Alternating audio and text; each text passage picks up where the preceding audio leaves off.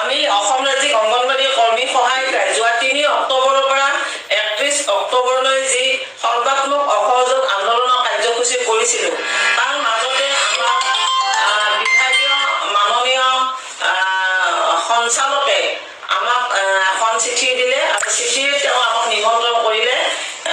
19 অক্টোবৰত আমি তেওঁৰ লগত আলোচনাত বহিলোঁ আৰু আলোচনাত আমি 11 দফীয়া মানে দাবী চনদক লৈ কিনে আমি আলোচনা কৰিলোঁ। দাবী চনদটো অসমৰ প্ৰতিগৰাকী অংগনবাড়ী কৰ্মী সহায়িকাই গম পায়, মই বিশদভাৱে ক'ব খোজা নাই। 1 নম্বৰ দাবী আছিলে আমাৰ মাননী মানে বৰ্ধিত মাননী আমি যাতে লাভ কৰোঁ, এইটোৱে আমাৰ দাবী আছিলে।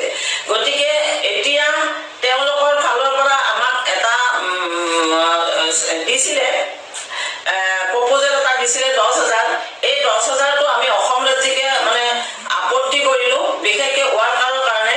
সেয়েহে আমি পুনৰবাৰ তেওঁলোকক অনুৰোধ জনাওঁ যে আমাৰ 10,000টো কম হয়। গতিকে তেওঁলোকে আমাক সহজভাৱে ক'লে যে যদি তোমালোকৰ 10,000টো কম হয় তোমালোকৰ ফালৰ পৰা কি লাগে এইটো লিখি দিয়া। আমি তথাপিও কৈ লিখি দিলোঁ।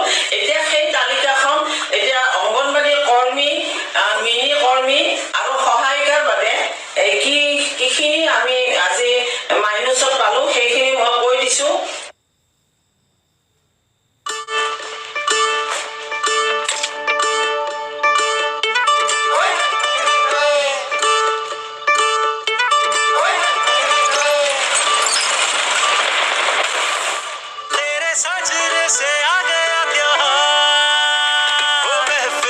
सज गई जादू की तुम चढ़ी ओ जी मस्ती सी मच गई खुशी की ये लड़ी तुम ही हो जी तेरे सजने से आ गया त्योहार कमाल तू कुड़ी।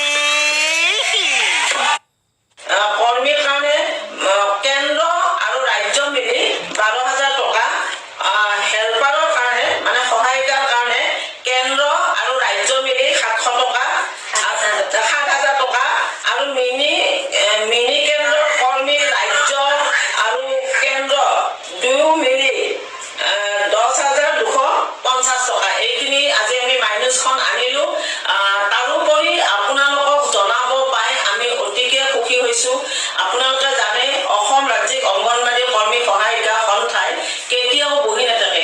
যিমান অসমত সমস্যা আহিছে সমাধানৰ কাৰণে অসম ৰাজ্যিক অংগনবাড়ী কৰ্মী সহায়িকা সন্থাই অনবৰত জাগ্ৰত প্ৰহৰীৰ দৰে থিয় হৈ আছে। শেহতীয়া কৰি যি আমাৰ অৱসৰীসকলৰ অৱসৰকালীন সুবিধাটো দিবলৈ সঞ্চালক কাৰ্যালয়ত বাকী আছিলে, সেইটো আমি উলিয়ালোঁ।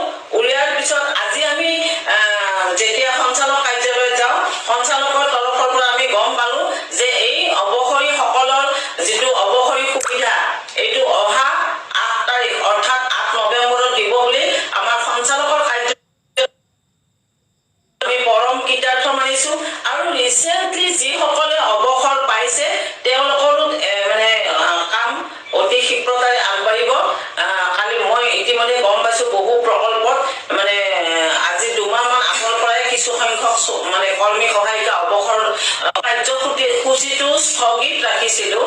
এতিয়া এই বিষয়ে আমাৰ ছেক্ৰেটাৰীয়ে ক'ব, আপোনালোকে মন দি শুনক।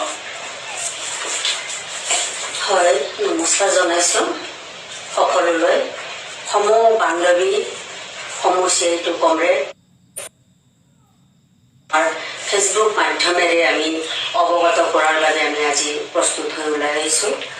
আমাৰ 3 অক্টোবৰৰ পৰা 31 অক্টোবৰলৈ যি ধাৰাবাহিক সৰ্বাত্মক আমাৰ কাৰ্যসূচী চলিছিল অসহযোগ, এই কাৰ্যসূচী আমি 11 দিন কৰাৰ পিছত ছেপ্টেম্বৰত দিয়া আমাৰ মাইনাছৰ যি দাবী সেই দাবীৰ ভিত্তিত আলোচনা হৈছিল। সেই আলোচনাৰ 19 তাৰিখৰ আলোচনাৰ মাইনাছ আজি আমি 9 গৰাকী সজাতি দল সভানেত্ৰী সম্পাদিকা সজাতি দলে আমি সঞ্চালক কাৰ্যালয়ত গ'লোঁ। সেই মাইনাছটো আমি লৈ আহিছোঁ। ইয়াত প্ৰায় 13টা পইণ্টত ইয়াত মাইনাছ আমাক কাৰ্য বিৱৰণী দিছে। তাৰ লগত প্ৰায় 2,632 গৰাকী বান্ধৱীৰ অহা 8 নৱেম্বৰত আনুষ্ঠানিক হিচাপে আমাৰ অজন্তা নেওগ বাইদেউ আৰু আমাৰ সঞ্চালক মহোদয়ৰ কাৰ্যালয়ৰ পৰা অনুষ্ঠান পাতি তেওঁলোকক দিব, চেক যোগে বিতৰণ কৰিব। এইটো এটা আমাৰ সাফল্য বুলি ভাবোঁ আমি। তাৰ লগতে আমাৰ সহায়িকাৰ আপগ্ৰেডৰ ক্ষেত্ৰত বয়সৰ সীমা উঠাই লোৱাৰ কথা কৈছিলোঁ, সেইটো ইতিমধ্যে প্ৰপ'জেল পঠাইছে। আৰু মিনি কৰ্মীৰ ৩,৯৬৬ গৰাকীৰ ইতিমধ্যে জুলাই মাহতে প্ৰপ'জেল পঠাইছে কেন্দ্ৰীয় চৰকাৰলৈ। নিশ্চয় এইটো আমাৰ ফলৱৰ্তী হ'ব বুলি আশা কৰিছোঁ। লগতে 19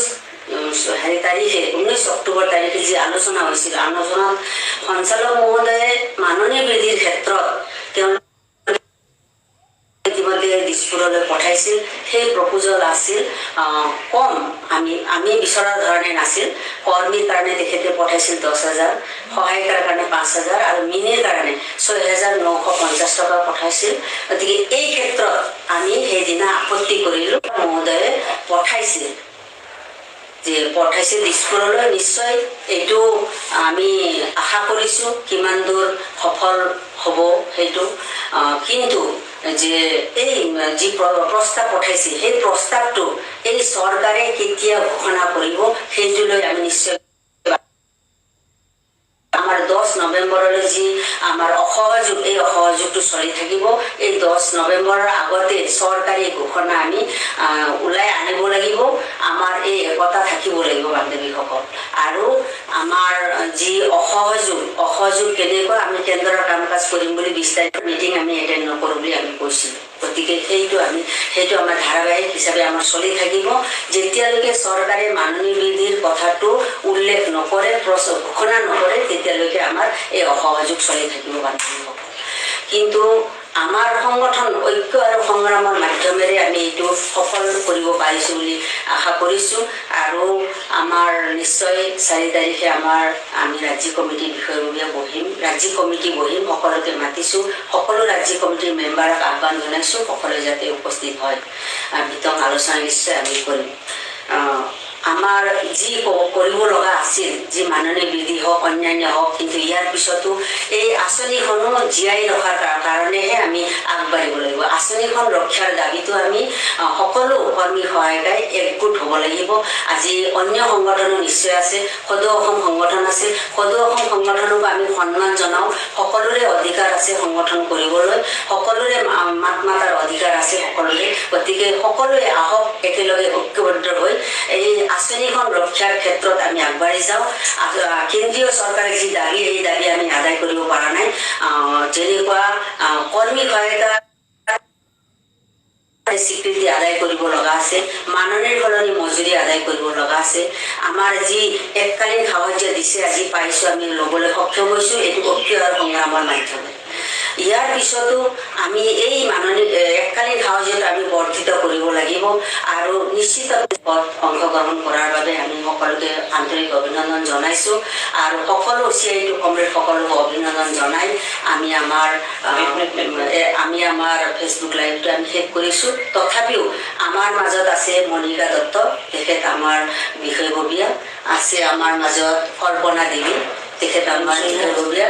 জুনু চেতিয়া আছে আমাৰ বিষয়ববীয়া। আমি সকলোৱে লগ হৈ আমাৰ সকলোৱে এই কথাখিনি উপলব্ধি কৰিব। হয় বান্ধৱীসকল, আমাৰ সাধাৰণ সম্পাদিকাই আমাৰ পৰৱৰ্তী পৰ্যায়ত কি কৰিব লাগে কহিয়াই আপোনালোকক ক'লে।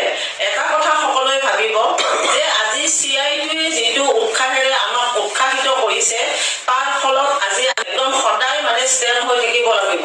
আৰু ভয় আৰু ভাবুকি আমাৰ ওচৰত বহুত আহিব, সেইবিলাকক আওকাণ কৰি কিনে আমি আমাৰ কামত আগুৱাই যাব লাগিব।